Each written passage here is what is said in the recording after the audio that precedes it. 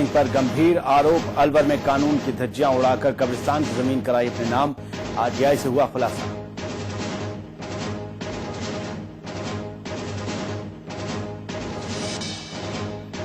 भवानी मंडी में भ्रष्टाचार की भेंट चढ़ी इंदिरा आवास योजना। ग्राम सचिव और सरपंच पर रिश्वत लेने का आरोप। शिकायत के बावजूद नहीं हुई कार्रवाई।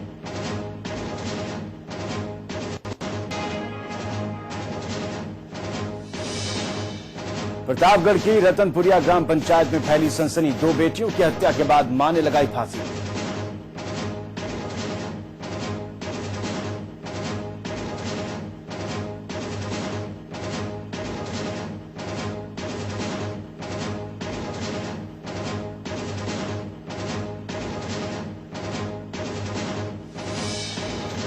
केशवरायपाटन में मौत के साए में रहने को मजबूर दर्जनों परिवार। पुरानी पाइपलाइन के लीकेज के चलते मकानों में पड़ी दरार।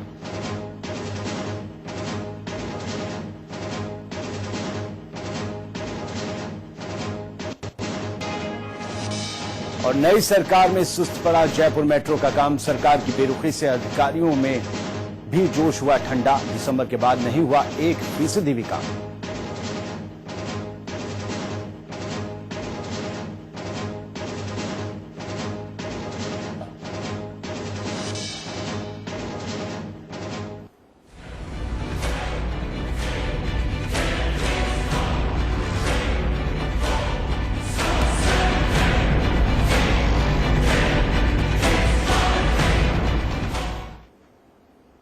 नमस्कार, समाचार प्लस में आपका स्वागत है। मैं हूं आदिल खान। भंवर जितेंद्र सिंह देश की सियासत का एक रसूखदार नाम। केंद्रीय रक्षा राज्य मंत्री भंवर जितेंद्र सिंह विवादों के भंवर में फंस गए हैं। आरटीआई के जरिए एक ऐसा चौंकाने वाला खुलासा हुआ है जिसने सियासत को एक बार फिर से बेपर्दा कर दिया है। भंवर जितेंद्र सिंह पर आरोप गलत तरीके से ऐसी जमीन को हथियाने का है जो सरकारी दस्तावेजों में कब्रिस्तान, गैर मुमकिन पहाड़ और सिवाय चक के तौर पर दर्ज थी। पहले रिपोर्ट देख लेते हैं, फिर इसी मुद्दे पर चर्चा शुरू करेंगे।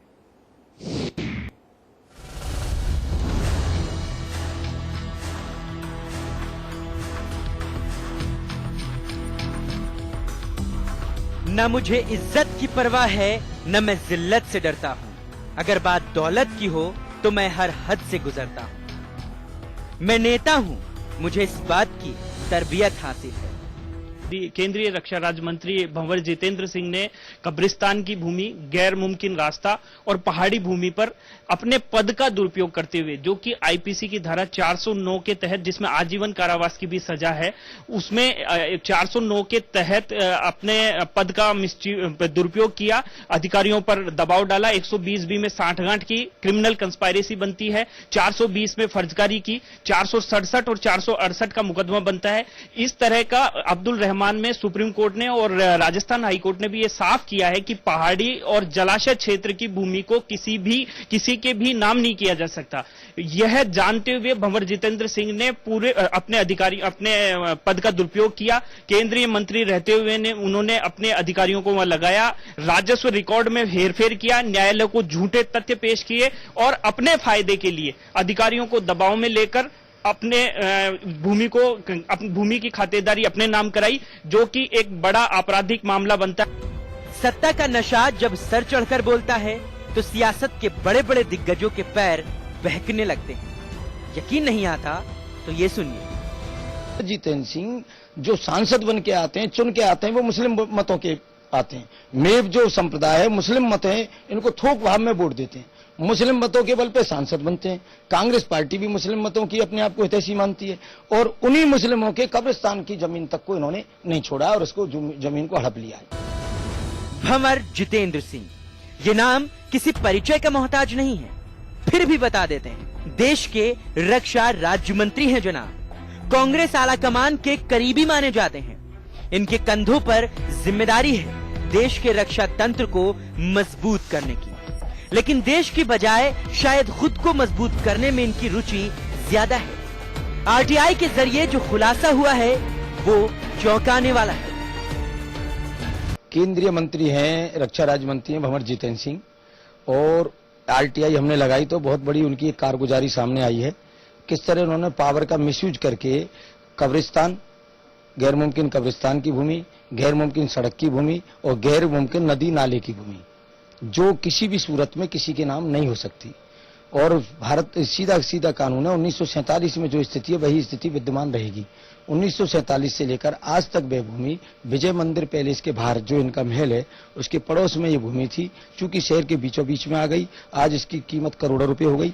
इस भूमि को हड़पने के लिए भंवर जितेंद्र सिंह ने एक फर्जी मुख्तार आम के जरिए शादीलाल जैन की तरफ से एक दावा करवाया कि मैं मुख्तार आम हूं महाराज तेज सिंह का, और उस भूमि के लिए करवाया गई। भूमि हमारे नाम थी और गलती से इनके नाम चढ़ गई है, कब्रिस्तान के नाम चढ़ गई है, इसको वापस हमारे नाम किया जाए। 1998 में दावा करवाया, जो दावा 1999 में खारिज हो गया। अलवर बहरोल राष्ट्रीय राजमार्ग पर स्थित खसरा संख्या 142 और 143 के करीबन 8 बीघा बेशकीमती जमीन सरकारी रिकॉर्ड में तो कब्रिस्तान, गैर मुमकिन पहाड़ और सिवायचक के तौर पर दर्ज है। लेकिन इस जमीन पर भंवर जितेंद्र सिंह की नजर क्या पड़ी? कब्रिस्तान भी सियासी भंवर में फंस गया। पश्चात भंवर जितेंद्र सिंह शांत रहे। जब ये सांसद बन गए थे 2009 में, तो इनके मन में उस करोड़ों की भूमि के लिए लालच जागा। इन्होंने तीसरी बार एक झूठा एप्लीकेशन पेश की कोर्ट में। भंवर जितेंद्र सिंह ने सामने पेश की कि ये जो भूमि है, पहले हमने दावा किया था जो उस समय अदम पैरवी में खारिज हो गया।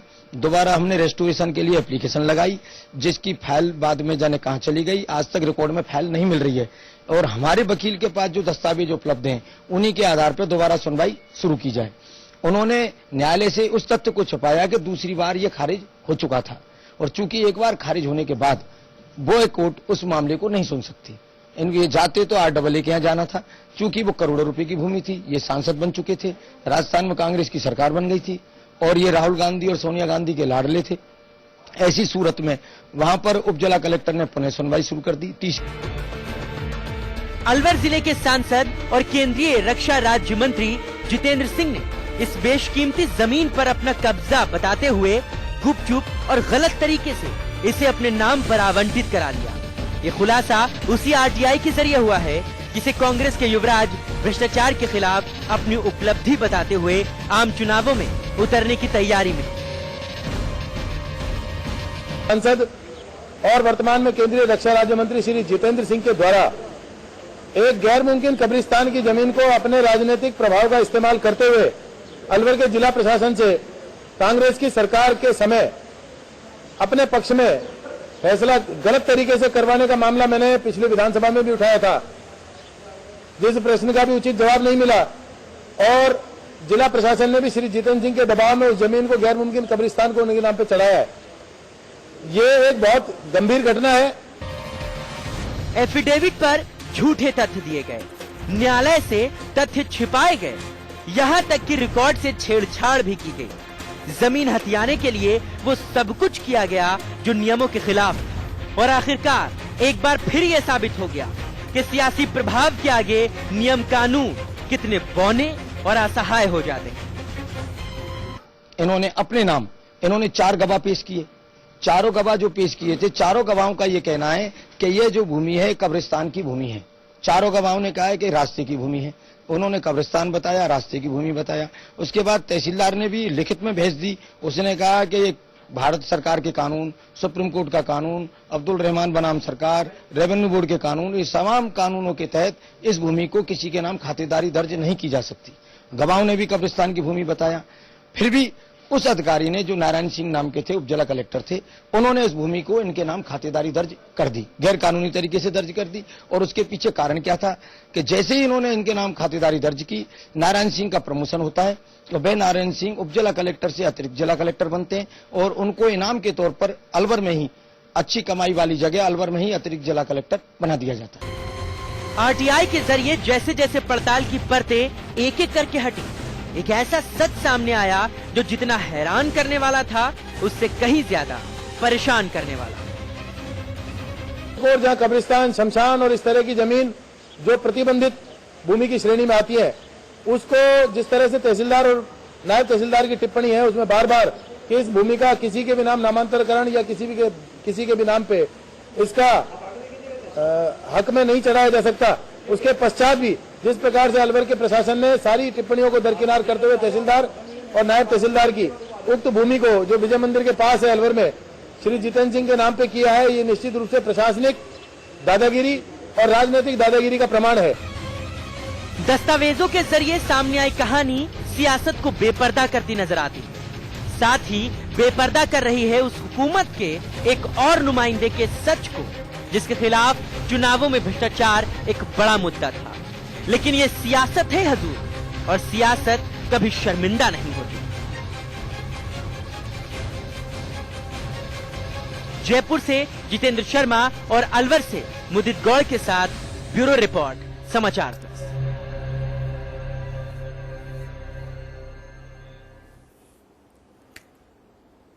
तो बड़े बड़े लोगों की बड़ी बड़ी बातें और बड़े बड़े कारनामे, और इन कारनामों पर चर्चा करने के लिए अशोक पाठक साहब आरटीआई एक्टिविस्ट हमारे साथ मौजूद हैं। ललित शर्मा साहब एडवोकेट हैं, दोनों हमारे साथ जयपुर स्टूडियो से जुड़ेंगे। आप दोनों का बहुत बहुत स्वागत।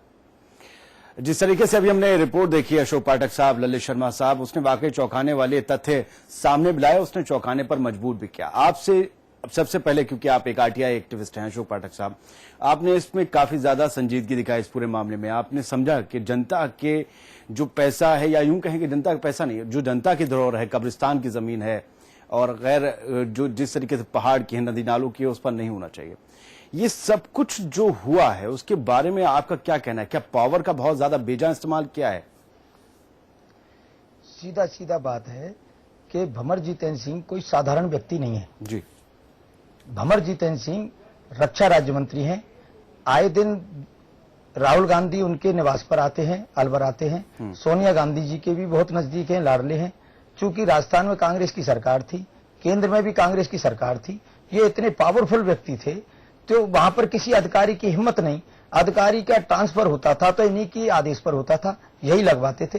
इन्होंने मनमाफिक अधिकारियों को लगवा करके इसी तरह करोड़ों रुपए कमाने के लिए, अपना पावर का मिसयूज करने के लिए ये चुने गए थे जनता के कल्याण के लिए। इन्होंने खुद का कल्याण किया, और कब्रिस्तान जैसी जमीन, रास्ते की जमीन, सड़क की जमीन, और सबसे बड़ी बात आप देखिए, ये खुद अपनी ओर से एक प्रार्थना पत्र देते हैं। उस पर लिखते हैं 2009 में जब सांसद बन गए कि चूंकि ये प्रकरण जो चला था वो खारिज हो गया, पुनः हमने रेस्टोरेशन के लिए प्रार्थना पत्र दिया, और प्रार्थना पत्र देने के बाद कुछ दिन बाद भी पत्रावली गुम हो गई जी। पत्रावली मिल नहीं रही है, सरकारी कार्यालय में उसको ढूंढवा लिया, फिर भी नहीं मिली है।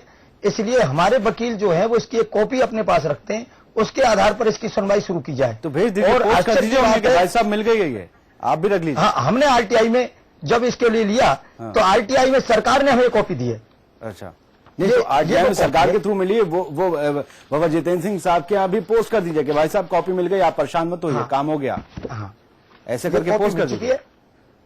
ललित शर्मा साहब भी हमारे साथ जुड़े। ललित जी, लग रहा है संविधान को कानून पर ताक पर रखकर इन सभी चीजों को, कानून को, भारतीय जो कानून चल रहा है, संविधान चला आ रहा है 1947 से, सब चीजों को ताक पर रखकर अपने ही तरीके से पावर के नशे में सारे काम अंजाम दिए जा रहे हैं।